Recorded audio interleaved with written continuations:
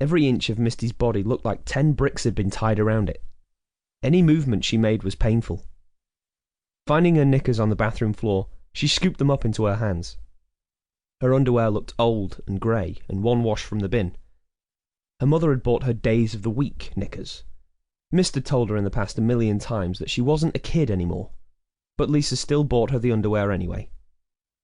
As she examined the knickers closer, she noticed that all the elastic had frayed from the legs. Gripping them in both hands, she pulled as hard as she could at the nylon briefs. Looking at her bra, she held it up to the light, and she could see that was also grey from overwashing too. "Oh, fuck it, who's going to see it anyway?" she mumbled as she placed it onto her scrawny body. Misty hurried to get ready, and started to brush her long, dark locks. Her hair was unique. It was only when you looked at it closely, you could see it consisted of mahogany sprinkles throughout it. Many people said it was Misty's crowning glory. It looked like a mess today, though. Combing her frizzy hair, she reached for the elastic she'd rescued from her knickers earlier, and laughed to herself. Needs must. Connecting both ends of the elastic together, she placed into her hair, making an excellent ponytail from it. Checking herself one last time in the mirror, she was ready for inspection. With a cocky smirk on her face, she trudged downstairs to meet her mother and the rest of the family. Lisa's face was like thunder as soon as she walked into the room. She shot Misty a look and ran to her side. "I'm fucking sick to death of you, girl. You need to get all your stuff ready the night before, and then you won't be rushing about each fucking morning. You got to bed early enough, don't you?" Lisa held her head to the side, waiting for an answer. Misty sighed and looked towards the ceiling, giving no reply. Every Sunday night was the same for Misty. She'd wait until her mother was sound asleep, and then she'd sneak out her bedroom window to join her friends. Her mother was a heavy sleeper, and once she was asleep, she was dead to the world. Lisa didn't have a clue that her daughter was out on the town getting pissed out of her head with her mates. Everybody left the family home at the same time each morning.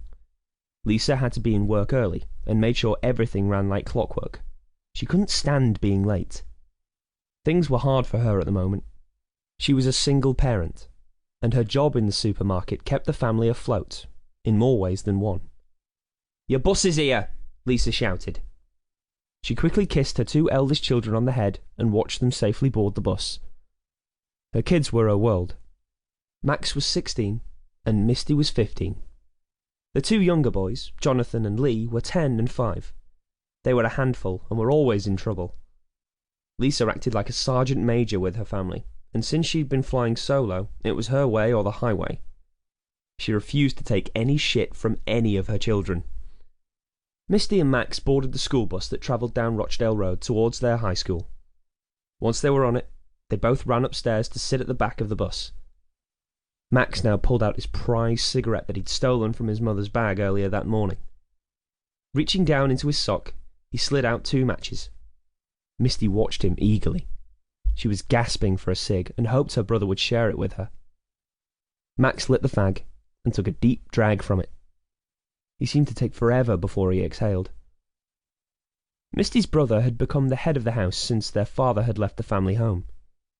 Nobody had officially given him the job, but he took on the role thinking he was the oldest. Max was a loner, and he found it hard to have a laugh with his siblings. He liked to keep himself apart from his family whenever possible.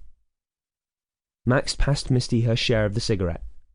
He watched as she took her first drag, and shot her a look.